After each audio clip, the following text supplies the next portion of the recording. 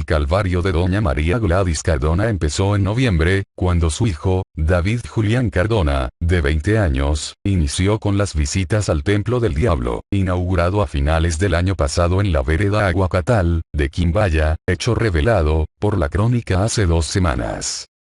Desde entonces, la señora, trabajadora de mercar en Armenia, no ha tenido paz, pues la adoración de Satanás terminó en un trastorno mental, y una hospitalización del joven en el pabellón mental, del Hospital San Juan de Dios de Armenia, donde permanece hace 6 días. Según la madre, los primeros indicios, de que algo había cambiado en Julián David, fue su ensimismamiento. Permanecía callado todo el tiempo. No hablaba conmigo, ni con la prima, ni con nadie. Él era muy juicioso, trabajaba en mercar todo el día, y se venía para la casa, pero desde que empezó a ir a ese templo, dejó el trabajo tirado, y se la pasaba encerrado en el cuarto. Eso fue al principio, luego las cosas se pusieron peores. A pesar del cambio tan drástico del muchacho, doña María Gladys siguió con su vida normal, pero la situación se puso cada vez más rara. Siempre se expresaba con una voz muy bajita, como si susurrara todo el tiempo. No me ponía cuidado cuando me dirigía a él, hablaba con el piso, los espejos y las paredes. Ahí empecé a preocuparme, las cosas no estaban bien, y eso se le notaba. Según sus familiares, el muchacho seguía visitando la iglesia. Salía a las 3 o 4 de la mañana en la bicicleta, a mí me dijeron que se iba para allá. Hay rumores en el barrio, de que eran varios jóvenes de por acá, los que llegaban hasta ese lugar en las noches, pero la verdad él nunca me dijo para dónde se iba.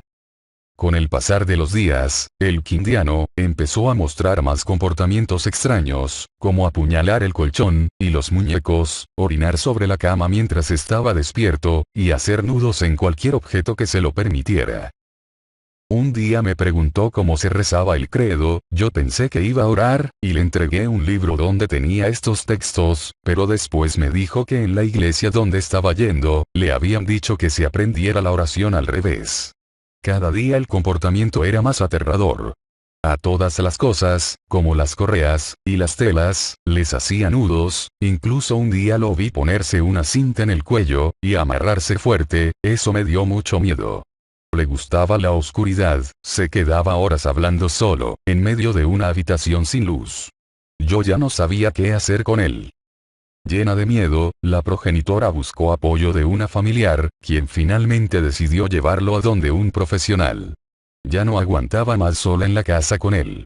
Se me metía a la cama a la madrugada, y yo no podía dejar de pensar que podía hacerme algún daño, como lo hacía con algunos objetos. Todo el tiempo decía que oía voces, que lo insultaban y le decían que hiciera cosas malas, aún estando internado lo dice.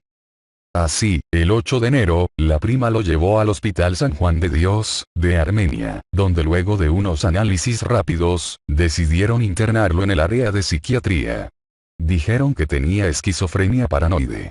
Antes de que él se graduara del colegio, ya me habían dicho que consumía algunas drogas, pero los exámenes de toxicología salieron negativos, y él mismo le dijo al médico que hace 6 meses no consume.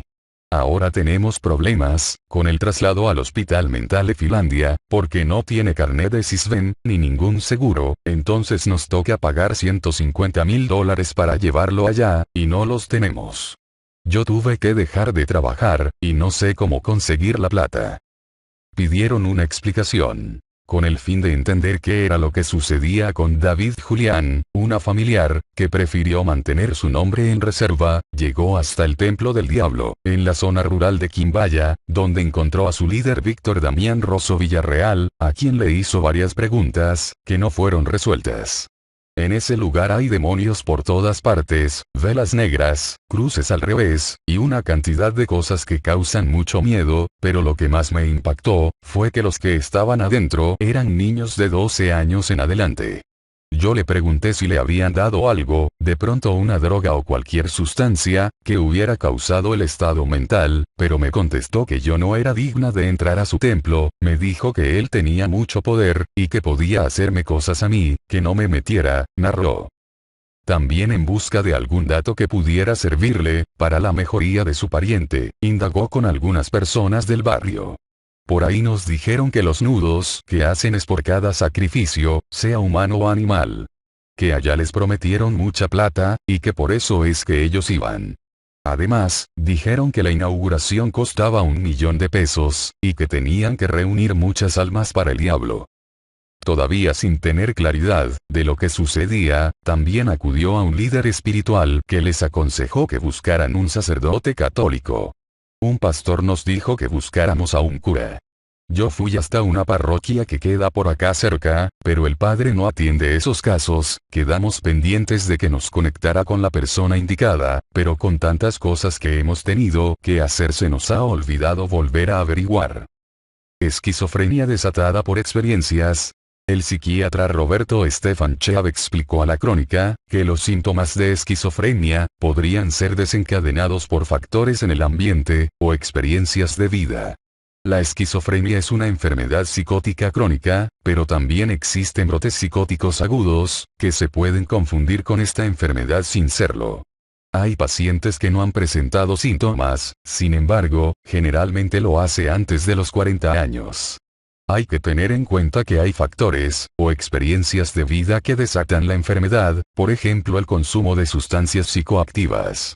Igualmente, en pacientes muy sugestionables, una situación impactante podría iniciar un brote psicótico, lo que requiere de un tratamiento urgente.